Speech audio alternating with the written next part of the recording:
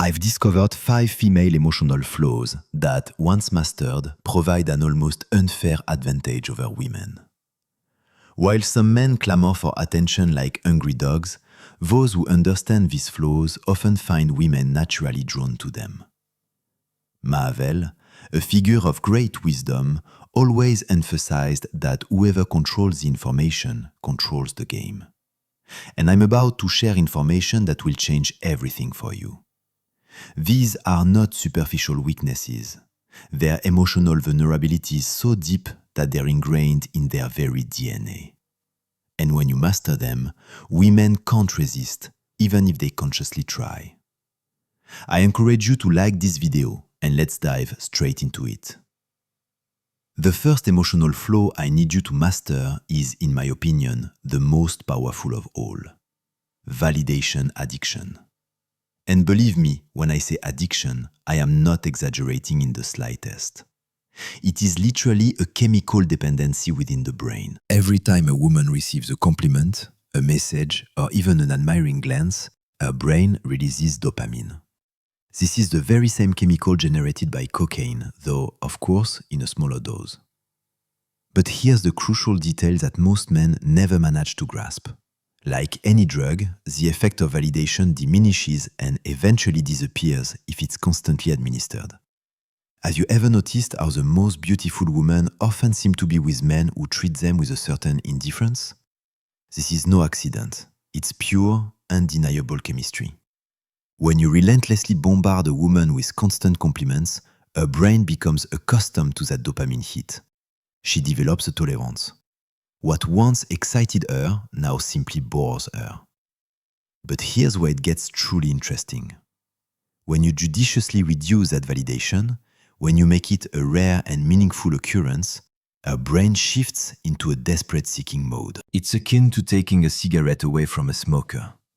She intensely needs that hit and will often do anything to obtain it. I want you to think of validation as a bank account. Every compliment you give is a deposit.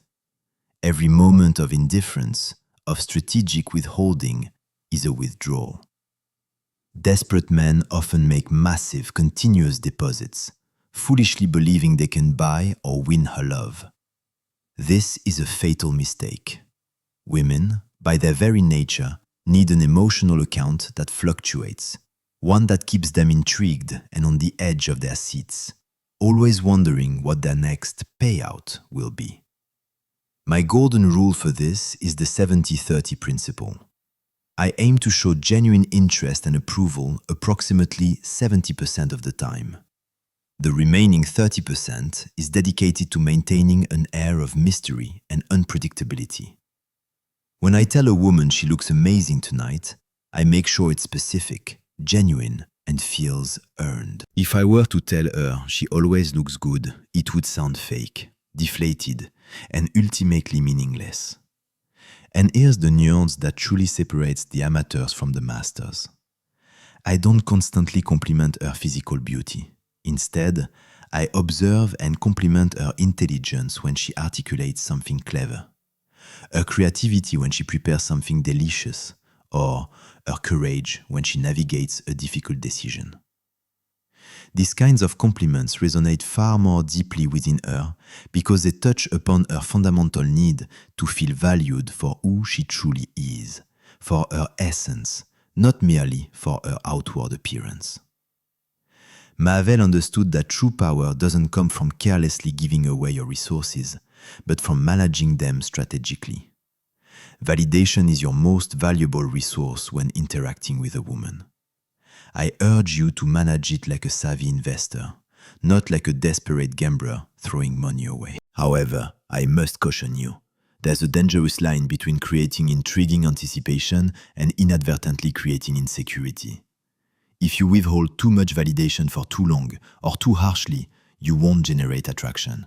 You will, instead, cultivate resentment.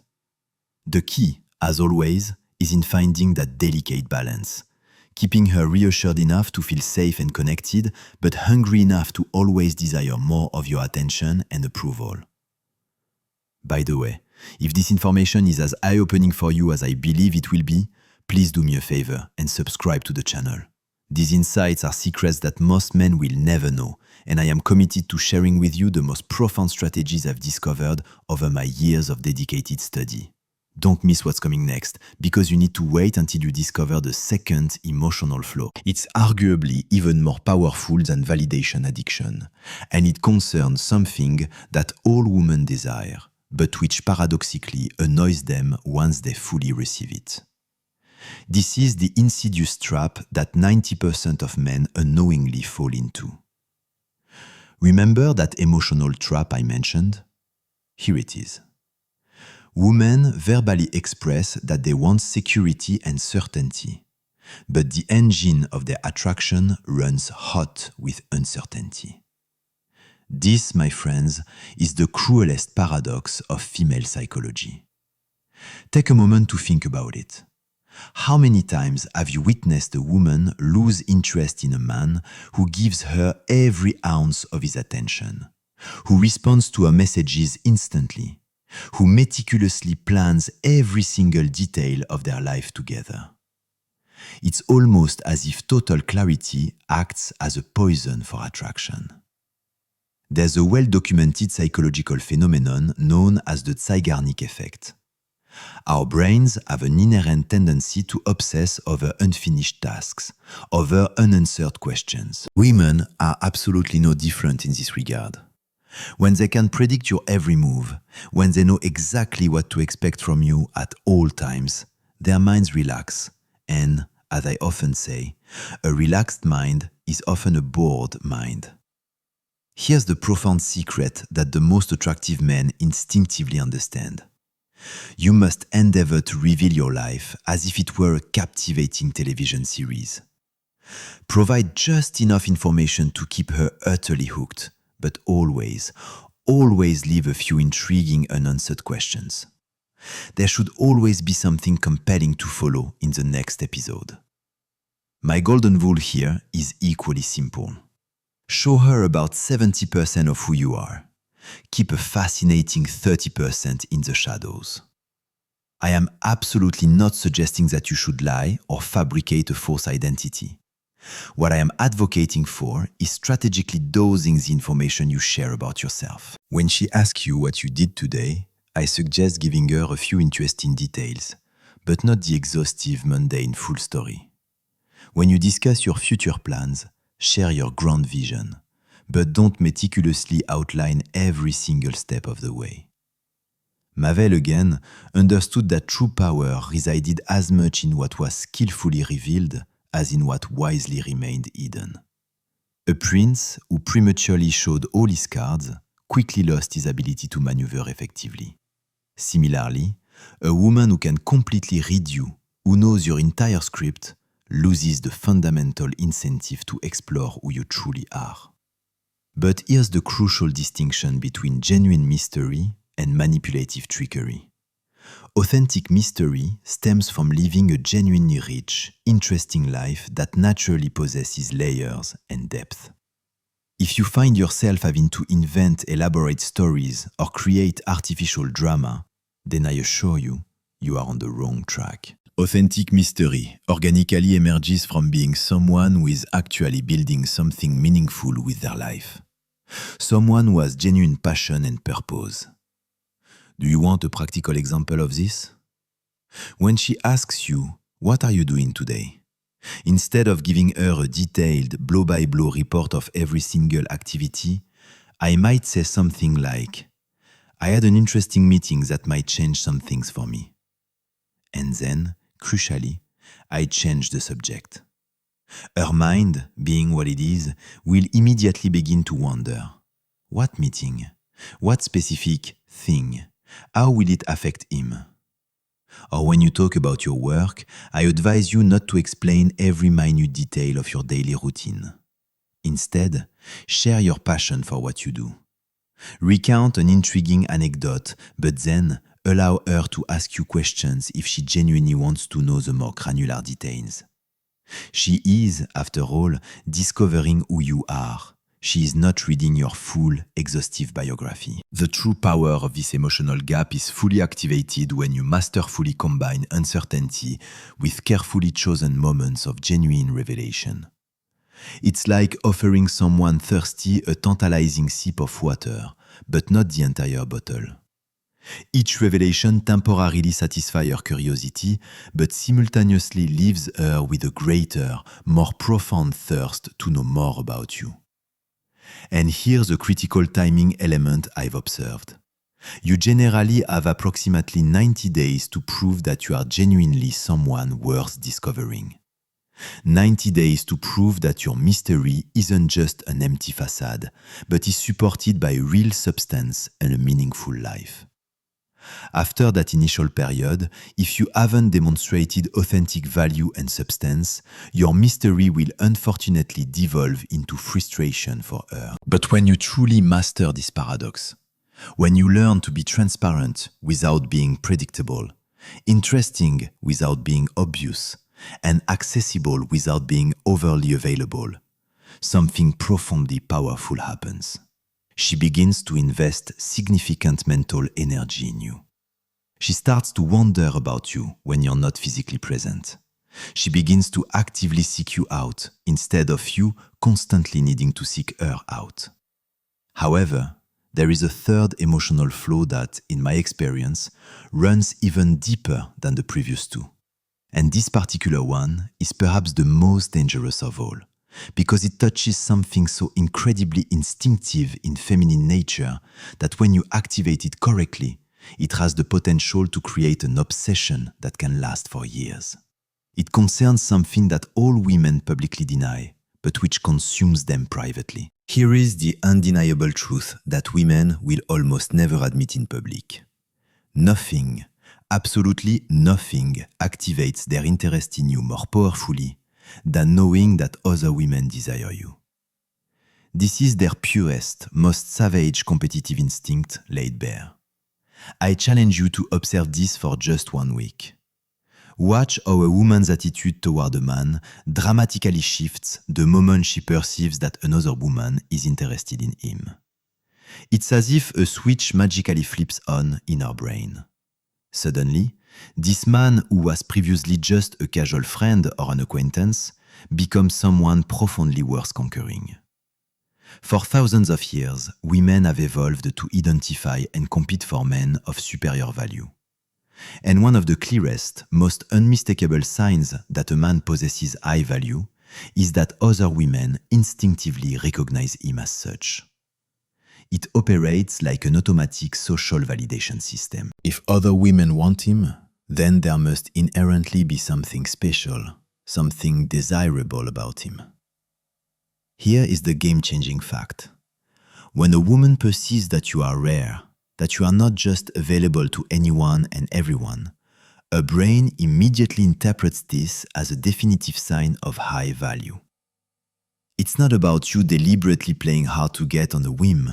It's about conveying that you genuinely have options, and that, my friends, intrigues her deeply. Mavel understood that the most valuable allies in any context are those who are also courted and sought after by others. A prince who cultivated multiple alliances wielded far more power than one who was solely dependent on a single, isolated relationship. The very same principle applies with amplified effect to the dynamics between men and women. But here's the tricky, nuanced part. I am absolutely not advocating for openly flirting with other women directly in front of her. That approach is clumsy, awkward, and far too obvious. What I am talking about is something far more subtle and infinitely more powerful. It's about being naturally attractive to women because you genuinely lead an interesting life, because you are someone who inspires genuine respect and admiration through your character and actions. When you enter a social setting and other women naturally feel comfortable talking to you, when they seek you out for advice or genuinely laugh at your comments, she notices. You don't need to engage in any artificial theatrics. Your inherent social value will speak for itself. The ingenious trick is to be cordial, engaging and charming with other women, but always without crossing any inappropriate lines. This subtly conveys that you are precisely the type of man women are looking for, but that, crucially, you have chosen to be with her. This distinction is absolutely paramount. It's not that you're the only one available. It's that out of all the compelling options you possess, you chose her. And here's the most captivating consequence of this. When a woman genuinely feels she might lose you, when she perceives that you are not desperately dependent on her attention, something powerful and chemical unfolds in her brain. Her innate retention instinct kicks in. She begins to consciously put more effort into the relationship, to invest more of her energy and resources into it. But I must again caution you with this emotional flow, because it is indeed a double-edged sword. If you overdo it, if you constantly make her feel as though she has to perpetually compete for your attention, you will undoubtedly create toxic insecurity and resentment. However, if you do it too little, if you are perpetually too available and utterly predictable, you will entirely lose her interest.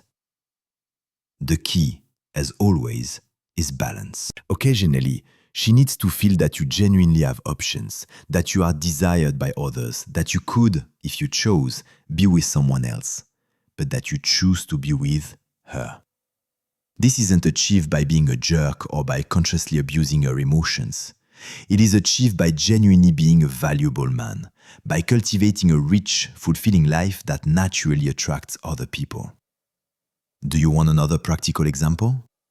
If you are at a social gathering and another woman approaches you with a question, I advise you to respond in a friendly and natural way. Do not ignore her rudely to demonstrate your loyalty, but certainly do not flirt with her just to arouse jealousy either. Simply be yourself, interesting, charismatic, and approachable. She will observe how other women react to you, and this observation will organically fuel her perception of your value. Another example. When she talks to you about a problem, I suggest you don't instantly become her personal therapist, available 24/7. Listen to her attentively. Support her empathetically, but always maintain your own life, your own goals, and your own priorities. This subtly communicates to her that you are a valuable resource, not merely a free, unlimited service. So far, we've diligently explored 3 incredibly powerful emotional flows: validation addiction, the uncertainty paradox, and the competitive instinct. Each of these flows, when understood and leveraged correctly, can dramatically alter how women perceive and respond to you. But the last 2 flows I am about to reveal are, in my seasoned opinion, the most profound and sophisticated. They are the ones that truly separate ordinary men from those who possess a master-level understanding of female psychology. And the 4th flow concerns something that all women desperately crave, but which very few men truly know how to properly provide. Here are the final 2 most devastating emotional flows you can master. They are so potent that once you genuinely understand them, you will never relate to women the same way ever again. The 4th flow is what I call emotional leadership. And here's the crucial distinction that I found 95% of men fail to grasp. Women don't inherently need you to rescue them from their problems. Their deepest need is for you to be their unshakable emotional anchor during life's inevitable storms. When a woman confides in you about a particularly bad day at work, her deepest instinct isn't for you to immediately jump in and solve the problem. Her most profound need is to simply feel like there's someone solid, calm, and incredibly stable by her side. Someone who doesn't unravel when she feels like she's unraveling. Machiavelli wisely understood that true power doesn't reside in attempting to control every single situation, but rather in consistently maintaining your own composure and inner peace while others around you lose theirs. A true leader who remains calm and steady during times of crisis invariably inspires immense trust and loyalty. With women, I found that the very same principle applies, but in an incredibly amplified way. Here is the common mistake most men inadvertently make. When she becomes stressed, they immediately become stressed themselves. When she feels anxious, they mirror her anxiety. When she experiences fear, he panics, often frantically trying to fix everything. They react to her emotions instead of skillfully leading through them. Emotional leadership, as I define it, means that your internal emotional state is not dependent on her internal emotional state. If she comes home feeling profoundly frustrated, I aim to remain calm and centered. If she's worried about something significant, I maintain perspective and a steady demeanor. Not because her feelings don't matter to me, they absolutely do, but because someone in the relationship has to be the unwavering rock she can lean on and draw strength from. But here's the most important, often misunderstood part. It's not about being cold, detached, or emotionally disconnected. It's about being that deeply calming, reassuring presence she so desperately needs. When she shares her problem with me, instead of immediately leaping to offer solutions, I might say something like, "That sounds really frustrating. Tell me more about what happened. I'm here to listen." I show her that I'm capable of handling those strong emotions without becoming overwhelmed by them myself. I consciously create a safe, supportive space where she can fully express herself without feeling like she also has to carry the burden of my emotional reactions. And now for the fifth and final flaw: psychological personalization. This, I believe, is the most sophisticated of all because it demands that you truly understand the specific, unique woman in front of you. Not all women are the same, and trying to apply a one-size-fits-all approach is a recipe for failure. Some women are more acutely sensitive to validation, others respond more strongly to uncertainty, and still others are more driven by competition. Your crucial job, as I see it, is to diligently observe and identify her dominant emotional weakness and then consciously tailor your approach specifically to that weakness. How do you go about doing this, you ask? By keen observation. If she constantly seeks your approval, if she repeatedly asks you how she presents herself, if she consistently needs confirmation about her decisions, then I can confidently say her dominant flaw is validation. In such cases, I administer my compliments strategically and meaningfully, especially if she always wants to know what I think. If she consistently gets frustrated when you don't respond immediately, if she asks you an incessant stream of questions about your past or your future plans, then her dominant flaw, in my experience, is uncertainty. For her, I conscientiously maintain that 30% of healthy mystery that keeps her intrigued and hooked. If she frequently mentions other women, if she probes you about your exes, if she noticeably gets jealous when you talk to other women, then her dominant flaw is undoubtedly competition. For this woman, I make sure she consistently feels chosen, but never so overconfident that she takes my presence for granted. The key, as I reiterate, is to never apply the same rigid techniques to all women as if they were identical robots. Each woman possesses her own intricate emotional makeup, her own unique history, her own distinct insecurities, and her own profound strengths. But here is the absolutely fundamental point that, in my view, separates ethical men from mere manipulators. The overarching goal is never to exploit her flaws in order to control or inflict harm. The true, noble goal is to understand these inherent human characteristics, to connect more deeply with her, and ultimately create far more satisfying and fulfilling relationships for both of you. When I understand that her deep-seated need for validation often stems from profound insecurities, I don't judge her for it. Instead, I strive to help her feel more genuinely secure and valued in an authentic way. When I understand that her yearning for certainty might originate from past experiences where she's been hurt, I don't play on that vulnerability.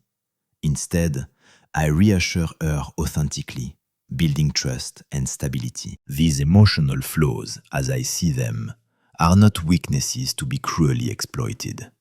They are, in a sense, deeply human characteristics that, when you understand and truly honor them, allow you to become the man she genuinely needs.